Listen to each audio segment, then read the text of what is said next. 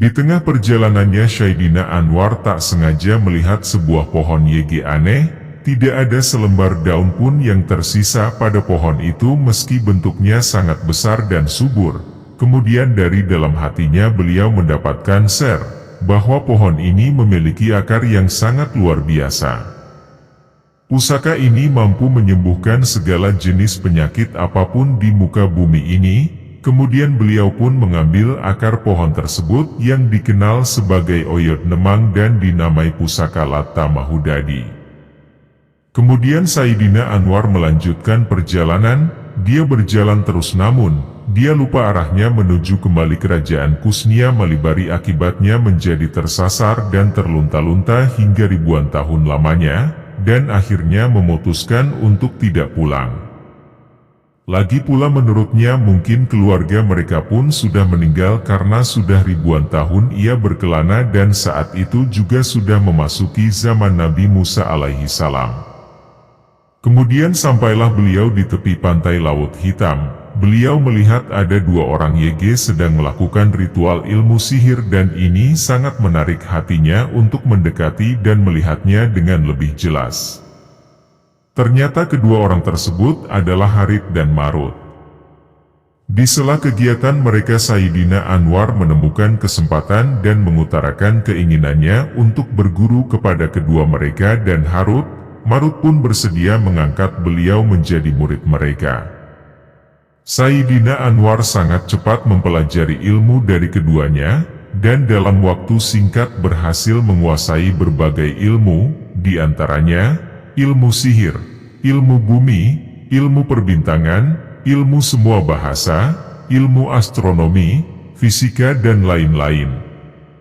Sehingga semakin bertambahlah wawasan dan kesaktian beliau. Setelah dirasakan cukup belajar dari mereka kemudian, Sayyidina Anwar mengutarakan pertanyaan kepada kedua gurunya itu, apakah mereka mengetahui di mana beliau bisa melihat surga dan neraka? Namun Harut dan Marut membohongi beliau dengan memberikan petunjuk yang salah. Mereka mengatakan bahwa surga dan neraka itu berada di dekat hulu sungai Nil.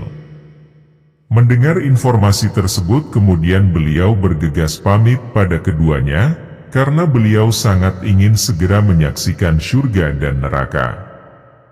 Berangkatlah Sayyidina Anwar sesuai dengan petunjuk kedua gurunya tersebut, dan tak perlu waktu lama tibalah beliau di sungai Nil dan menyusuri sungai tersebut sambil menikmati pemandangan di sekitarnya.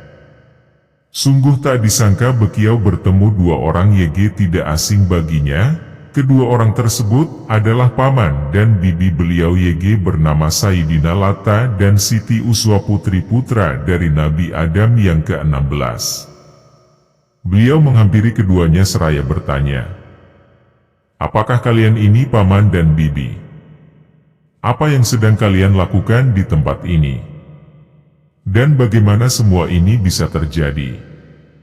Mereka menjawab, benar, kami adalah paman dan bibimu, kami berdua melarikan diri dari Kusnia Malibari karena menentang keputusan Nabi Adam soal pernikahan silang, dan akhirnya kami kabur ke tempat ini serta mempelajari ilmu menjadi awet muda. Lalu engkau sendiri apa yang sedang engkau lakukan di tempat ini? Tanya mereka kembali pada Sayyidina Anwar.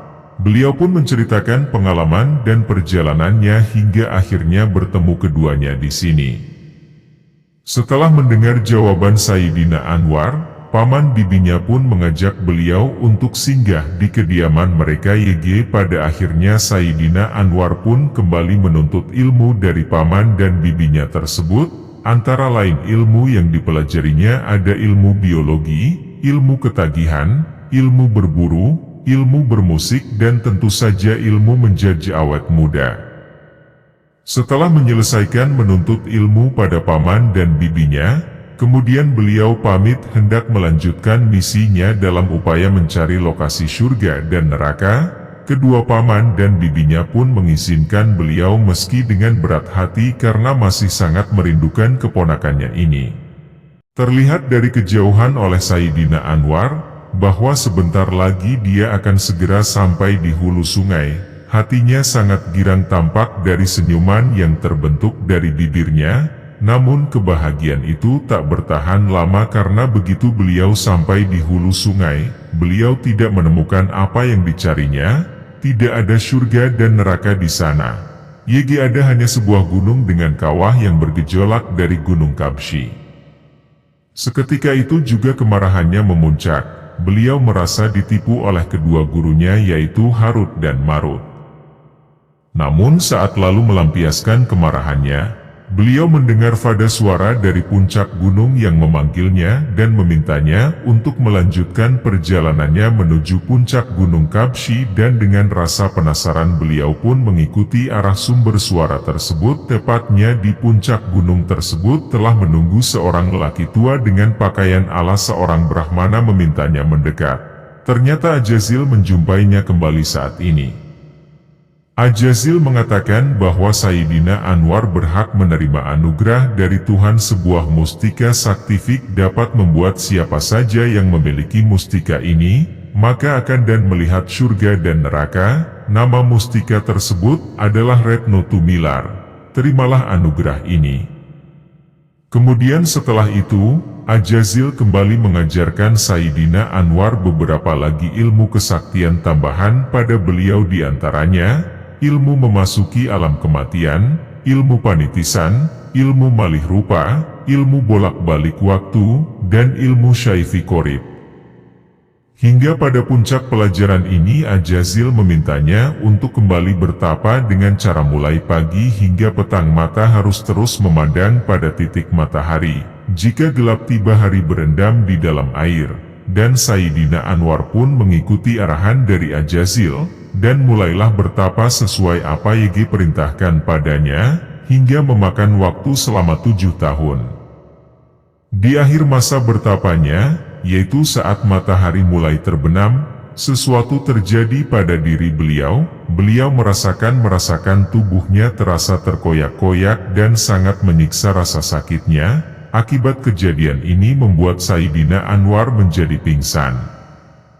Namun selang beberapa saat kemudian kembali sadar dan merasakan hal yang aneh pada dirinya.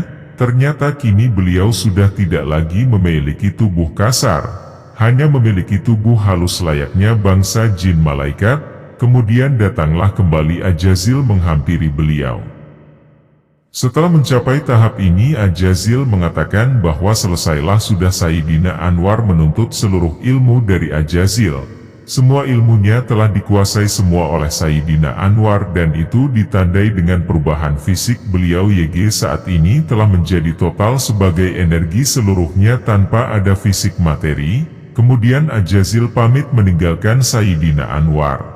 Namun sebelum itu, Ajazil mengatakan bahwa kini sudah saatnya Sayyidina Anwar berumah tangga dan memiliki keturunan. Untuk itu Ajazil meminta beliau untuk melakukan tapa kembali, memohon pada Yang Maha Kuasa, agar diberikan jodoh yang tepat sambil menunjukkan sebuah gua di puncak gunung tersebut, di mana tapa itu harus dilakukan oleh Sayyidina Anwar. Dan kemudian beliau pun melakukan tapa kembali demi memohon petunjuk Yang Maha Kuasa untuk jodohnya yang terbaik.